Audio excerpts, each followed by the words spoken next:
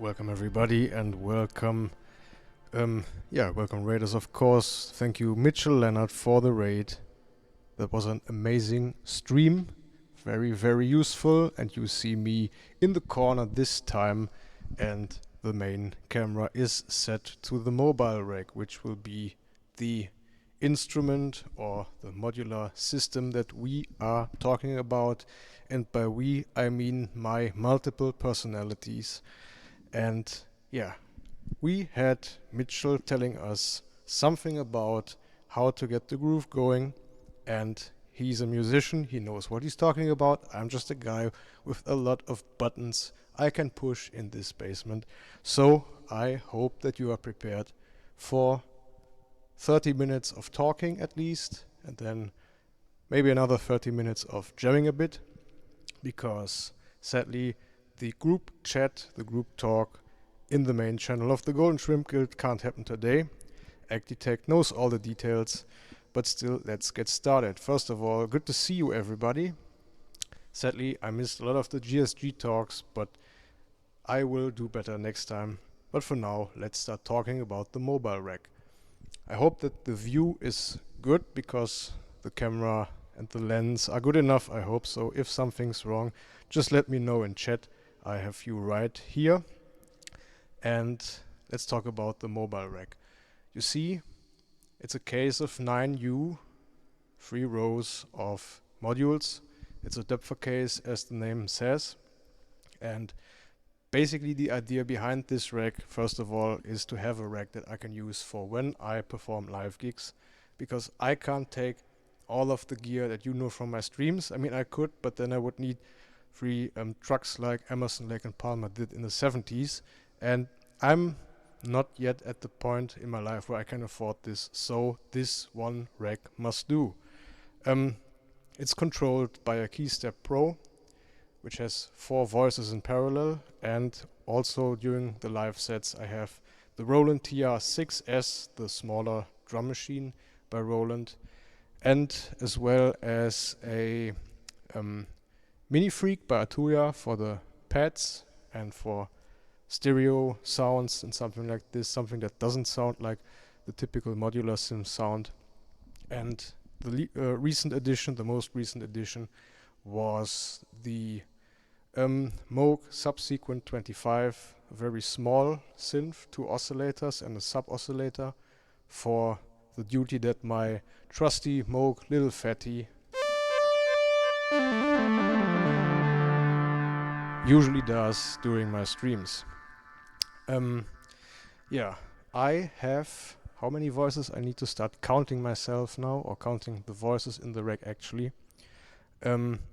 First of all, I will start at the bottom row. You see a Model D by the Bad B company, which is basically the Swiss Army knife of synths, I would say. 3 oscillators, a low pass filter and a high pass filter is included as well. And you know the sounds. I think it's the 3rd track on the key step. I mean, the classic sounds that you would expect from somebody like me.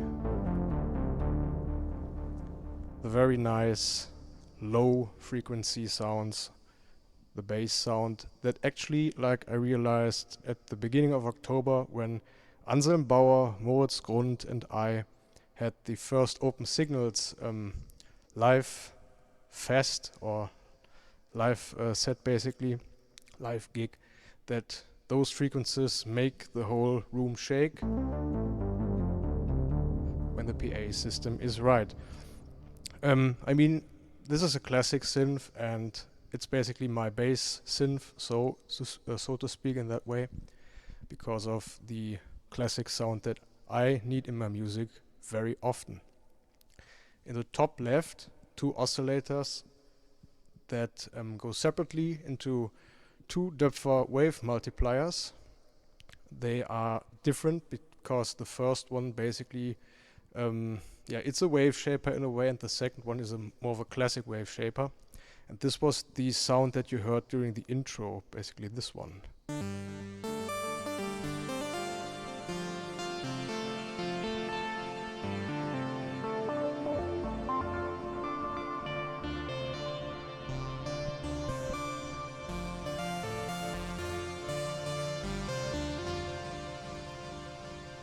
And I am controlling this voice with the eloquencer on the left that you can't see, because actually the rack has more voices than the keystep can play in parallel. So the necessity during live gigs is that, of course, the patch cables have to be arranged and changed, so that way all voices can be used. The wave multipliers are modulated by 4 LFOs, 4 different LFOs for each module. And when I will, or when you will hear the module playing for a longer time, then you will hear the shifts of the filters and also the shift in the waves. So maybe just give it a minute and then we can hear what's up.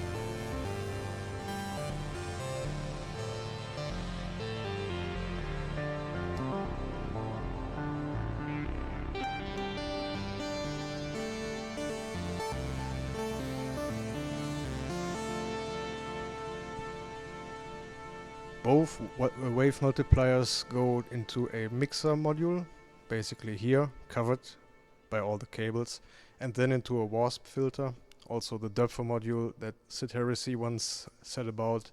It comes with the mail, so basically everybody uses this one if they have a module system. Basically almost everybody. The wasp filter has a very crunchy sound. It's also modulated by an LFO for the filter cutoff shift, as that's basically the best thing that one can do with the wasp. The resolution is sadly not controllable via control voltages, but it would be very nice because it just adds to the sound immensely. This is basically the voice on the top left.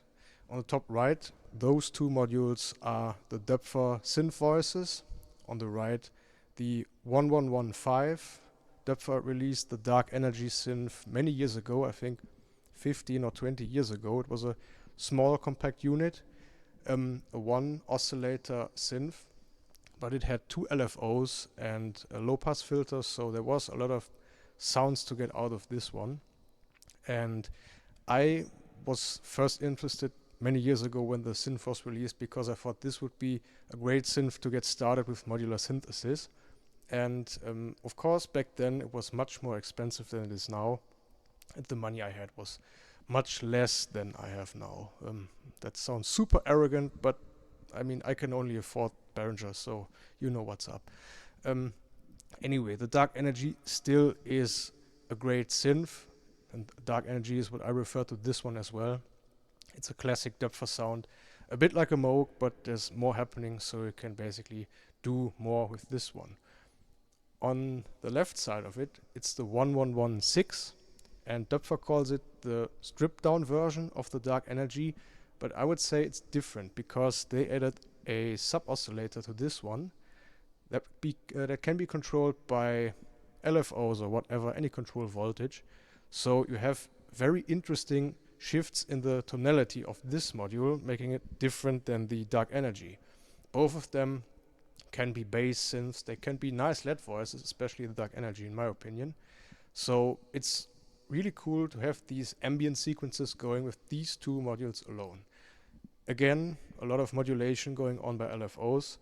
I might add a triple sloth in this rack so that the modulation is not as predictable as it is when you have LFOs running at the same speed all the time, or you simply change the speed, but actually it doesn't change much.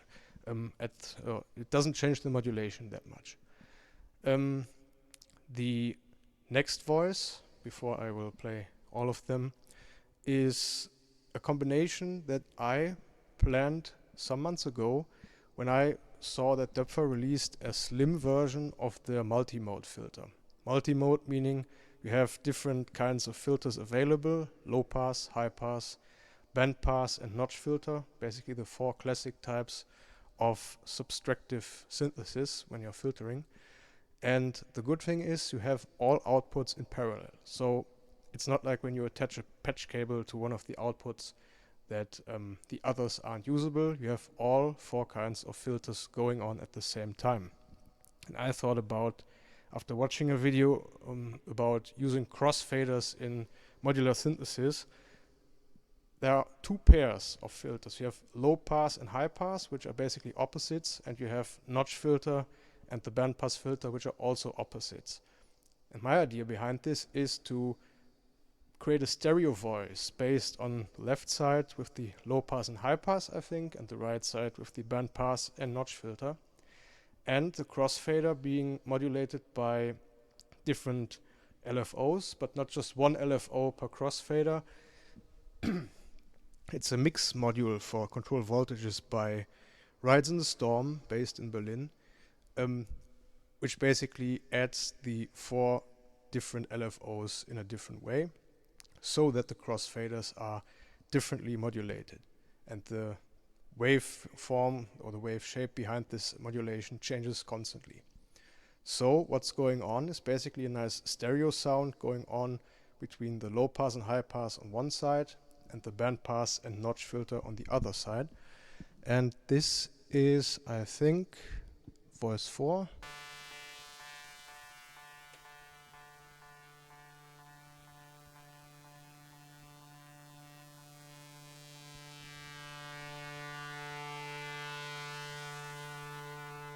Especially when you are wearing headphones, you can hear what I'm talking about.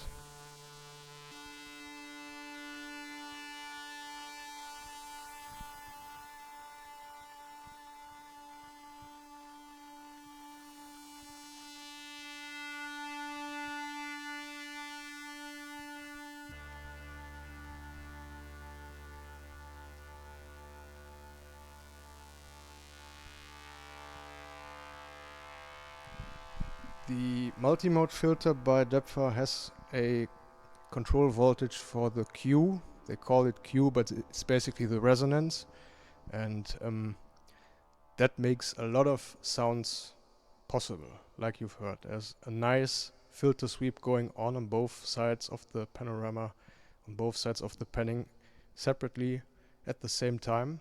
And I think especially, I mean, I'm playing ambient music a lot of the time. This is something that's really useful when you have slow sequences going on, or simply drones that are changing constantly just by the sound. Of course, a triple sloth would make sense for this kind of modulation, to have less predictable modulation going on. I'm not sure when the waveforms of the LFOs will repeat, because 4 of them are running at the same time, but the sum output of the mix module for the control voltages is set differently, so I would need to check when it repeats itself.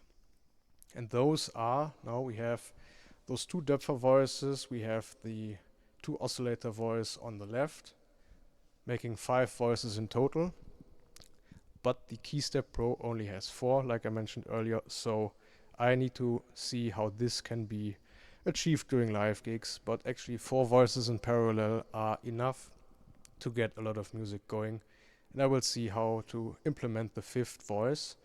Actually, my idea was also that those 2 oscillators on the left can be also used in parallel, so you can have 6 voices in total if the patches are made correctly.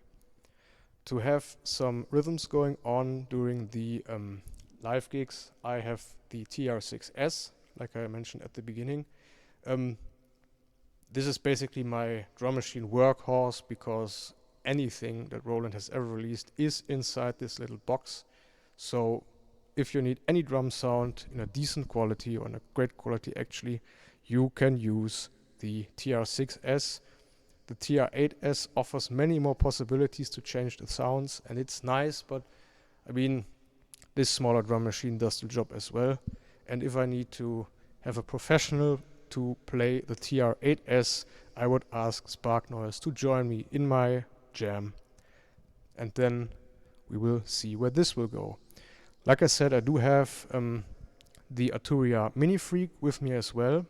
Sadly, it's bricked, so because the update I had done some weeks ago crashed the unit. It's currently in repair, so I hope that this will be done soon. December 2nd is the next date for the second edition of Open Signals in Cologne, and I hope to have the Mini Freak back by then. For now, the Nord must do.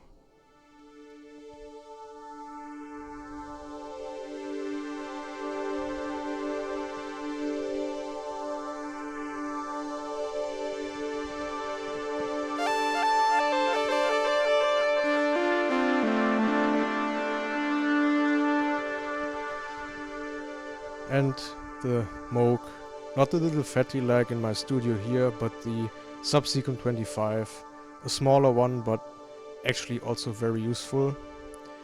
And now onto the chat. As always, I totally missed checking your questions, and if there are any, please post them here. I mean, where else? I wouldn't check Discord, and I won't check Instagram or any other social platform. So Zurich says, how many voices is too many? Of course, you can never have enough voices, but you can only have so much space in your car or however you get the machines to the gig. And yeah, the Triple Sloth is a modulation unit, a chaos modulator, but it doesn't sound as weird as you would think because it's a very slow modulation. Still, it's a very natural flow. The Lorentz, Sid can explain this way better than I do. So Sid, if you will have a talk, you know what to talk about. Yes, I hope that for now I have said everything about this rack. I mean, there are some things missing now that I watch closely. There is also a Erica Synth Pico VCF1, basically the low-pass filter by them, a very harsh low-pass filter, but still just 3 units in a modular rack. And I thought, why not add this? I want to use it as an alternative to the Wasp filter, or even in parallel to the Wasp filter, because you can set the Wasp to bandpass, and then the low-pass of the Erica filter is a nice addition to that. I have a sample and hold module in there as well. It's currently not in use, but it's always good to have sample and hold in the setup if you want, for example, this random kind of filter modulation or whatever you want to try to sample and then to hold. For now, everything in this rack is controlled by CV, but as you see when you look here, the Model D can also be controlled by MIDI. The others cannot. And yeah, if I will add the 5th keyboard, or not a 5th keyboard, a 2nd keyboard, for example, my regular key step, then I would have all voices in parallel, because I could trigger the Model D by MIDI. The key step also sends clock to the TR6S, so the Key Step Pro is basically the master unit during the live gigs. Yeah, Sid says sample and hold is what I call the jazz module. Just shits out ornate Coleman synth jams. That's true. If you do it correctly, it really sounds like this. D-beam your opponent? No, not in this one, because I think it's the older version or so. At least I haven't found the D-beam in there yet.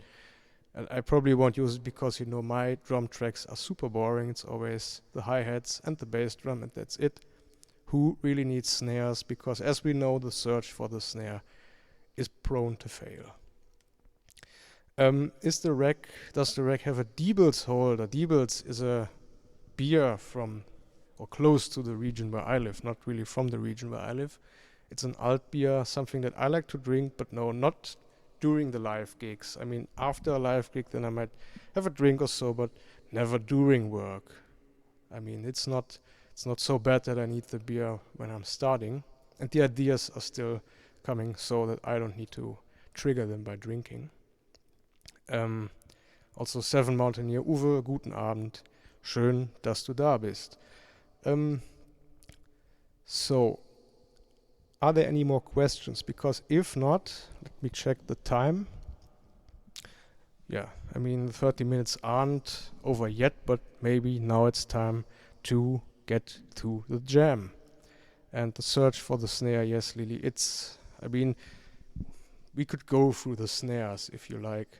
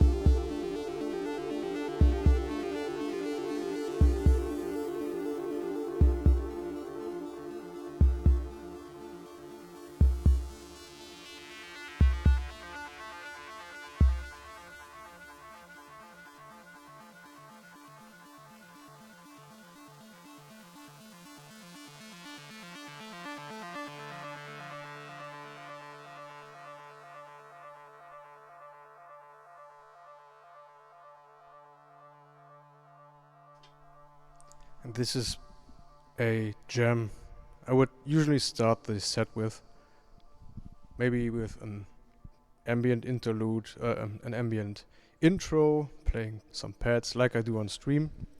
But for example, during the open signals at the start of October, I started like this. But back then, the rack was different. I had the eloquencer in the rack, and I had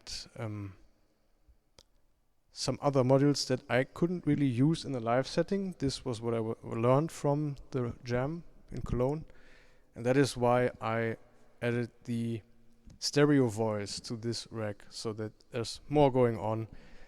You will hear the recording of, or you can hear the recording of the live set in October, or basically at the start of October from Cologne soon, because I think it's good enough to be released as a live recording on Bandcamp and Spotify and anywhere else where you listen to your music nowadays. And we also recorded the thing with a camera, so there will be video recordings on YouTube soon by me, by Anselm Bauer and Moritz Grund, and also by Ludwig, who opened the evening. So stay tuned for this, and then we will move on with the talk. Also, Warmbra, good to see you, your opponent. Hello, hello, Chaosmeister, guten Abend. Schön, dich hier wieder zu sehen. Und vielleicht schaffst du es ja, nach Köln zu kommen am 2. Dezember. Ich hoffe, dass es alles stattfindet. Mehr Informationen später. More information to the second edition of Open Signals soon. And thank you, Zurich, for shouting out everybody, because we have so many amazing people in this chat. Also Lily, welcome, of course. Lily actually provided the Moog Subsequent 25, so it's the Lily Moog that will be on the road soon. Thank you so much. Atari Cat, hello, good to see you here. And yes, any questions about the rack? I mean, you heard the capabilities in a certain way now. What I would like to try is to program a few sequences, because the first channel on the key step doesn't have the arpeggios, so it's basically needs to be programmed.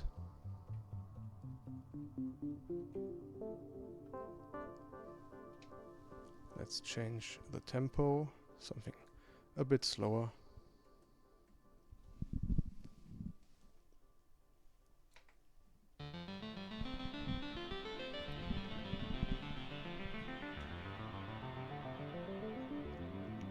My VCAs are being used by the typical way to use them, simply to control the volume, but I'm trying to find ways to use them more in this not small setup, but basically in this live performance setup. For now, like I said, they are there to control the filter output, but I will find out what I can do with them, because actually I don't have as many VCAs in there as I should. But you see, the space is limited by all the stuff that I want in there. Also, I'm not sure if you can see this on the screen. You can see it on the top right and bottom right, the nice Golden Shrimp Guild panel. I don't know where to get them. They found their way into my setup after I brought them from Chicago, or the US to be precise. No, that's less precise. Actually, Schaumburg would be more precise. Yes, the classic row VCO, VCF, VCA, but like I said, between the two VCOs on the left, I have the wave multipliers in parallel, one for each VCO. They could also be in series, so that I would have to sum the VCOs first, send them into the first wave multiplier, then into the second, then into the filter. For now it's in parallel, because those two wave multipliers really change a lot, considering the simple waveform before any filtering or any of this happens. And as you see, basically anything can be controlled by control voltages. You have 4 inputs there. So the possibilities in sound are very, very large. And I think those wave multipliers aren't even expensive. It's like 60 to 80 euros. And I consider anything below 100 euros to be not expensive in the modular world. I mean, if I see the setups of other people, it's basically 2 modules for the same price of the stuff I have in here. So this is basically a very nice way to start modular synthesis in a live setting. The second Doepfer synth voice, the 1116, like I said, has this modulation going on, which switches between the main oscillator and the sub oscillator. So it has a voice. Now basically was the sequence that was running. You will hear how the CV and the LFO affects this kind of change between the sound.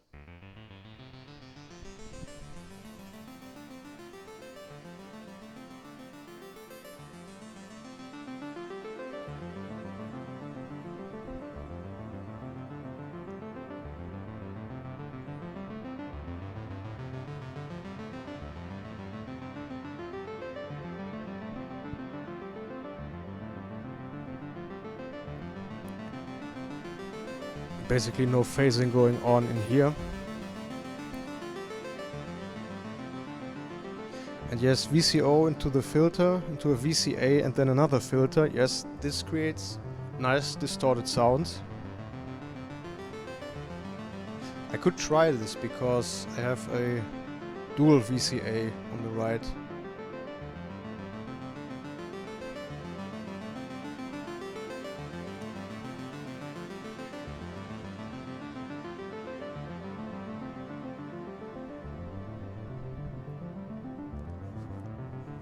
Oh, okay, I see.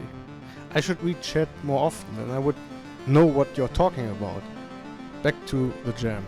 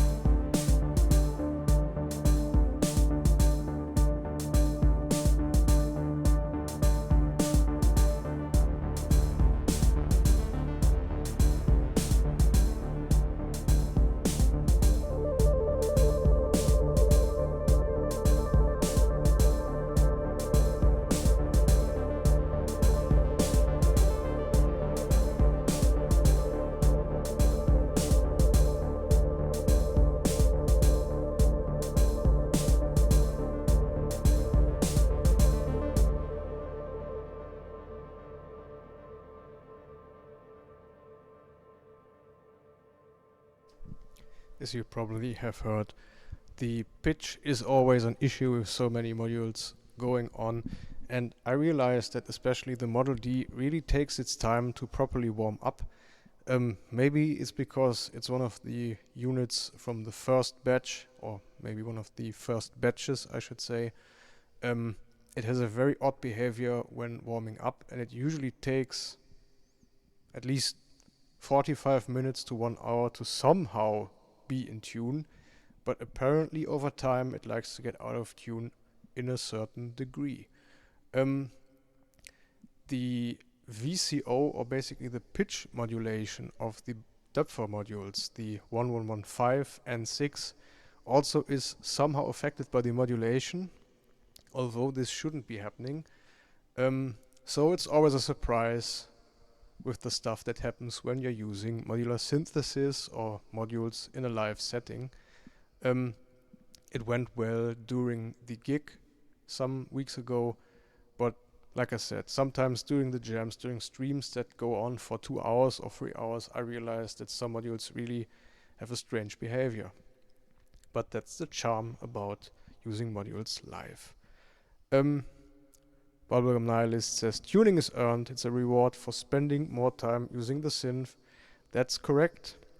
And again, Sid Heresy suggested that you have to have this kind of phase of burning in the module when you first get it, to just let it on or let it be powered for 24 hours, and then you can use it properly. I should try this, but I fear that the house will be burned down when one of the modules decides to get a certain heat. That really sounded odd. Excuse my bad wording. I'm just a German trying to speak English. Bear with me. Any more questions? Something about Indigo is booting up. That's good. We have 5 minutes to go, and they're waiting to rate your channel, so be prepared. Sid's dating life. Okay, that's a different topic here. Search engines. The ornament and crime. Yes, the SydRack basically was something I talked about some months ago in the previous episode of Synth Talk, or the GSG talks as it's labeled now.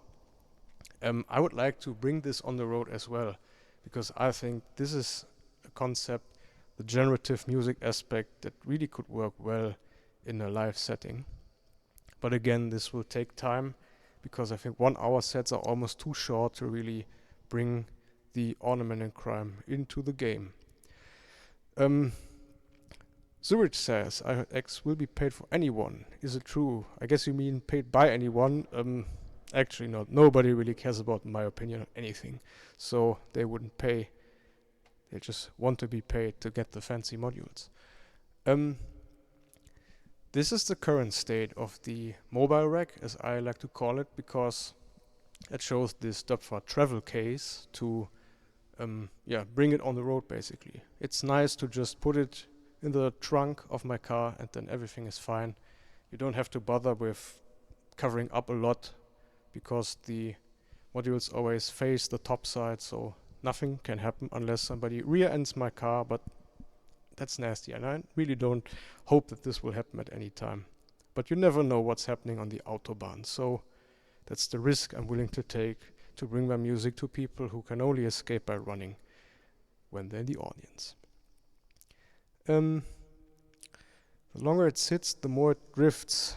Talking about the oscillators, I think. Yes, and the rig. I realized that when using the modules during a longer period of time, especially when weather changes are happening, like rain, clouds passing by or something like this, then it's basically a sign, or you will have to tune the oscillators once again because of the humidity changes, the temperature changes in the weather. And even though this is a basement room, still the weather affects the synths a lot. Winter and summer, coldness and heat basically are somehow a problem sometimes, but this is not as bad as humidity, I would say.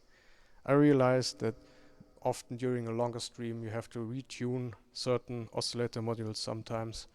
The Model D, like I said, is the first candidate for this because it's behaving a bit strange. Star Trek's Berlin, Hallo, Guten Abend, and Swims with Whales is also here. Atari Cat says, I didn't know all this about tuning.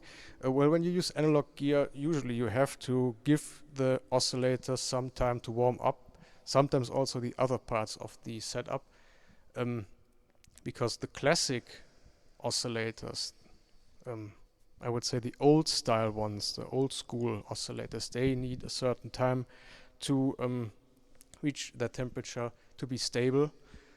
This can be 15 minutes, this can also take 1 hour depending on the oscillator. Other oscillators, for example, the Korg MS-20, which has 2 oscillators, they don't need this. You can power up the unit and play it instantly.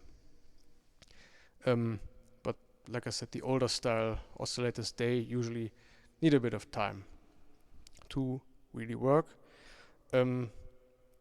I mean, the easiest thing to know how long it takes is to simply set a drone setting or send the oscillator to an open mixer, power up the unit, and then listen how the pitch changes over time, and then you will hear that they are in tune after a while when you've tuned them before, so you know it's like 15 minutes or longer or something like this, and then you will find out. Any more questions? Because it's time to rate. So I hope that you liked what you saw, liked the sounds as well. It's the stripped down setup that I'm using here. But for now, we are going to rate Indigo, and I hope that Indigo is live. Just checking.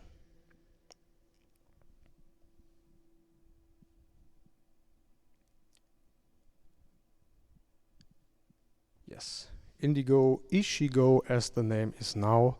So I hope, maybe looking into the camera once, I hope that you appreciated the Synth Talk, and you know, because of all the stuff in this room, I could talk for hours and barely scratch the surface by doing that. But for now, it's time to leave, to head on. Maybe this was the bonus that I got for having so much stuff that I don't really know, so that I have 1 hour to talk about this. Anyway, thank you so much, and both good to see you here. It's time. Oh, and we get a raid by Sander Klepper right in the last minute.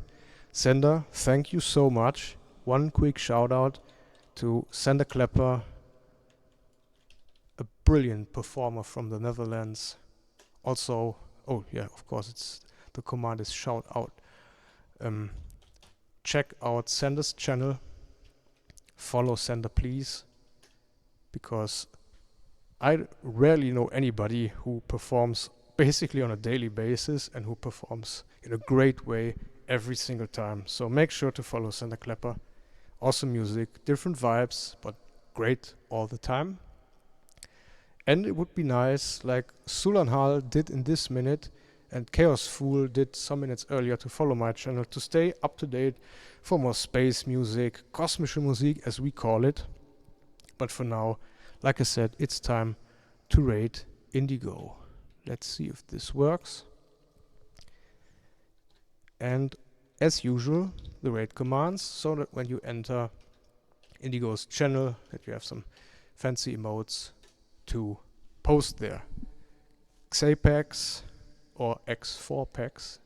Thank you for following, and I'll give you just a jam as the outro jam, and then we will see each other in Indigo's channel, and hopefully next time when it's time for space music, basically tomorrow at Modular Monday. Stay tuned and see you soon. Take care everybody, and bye.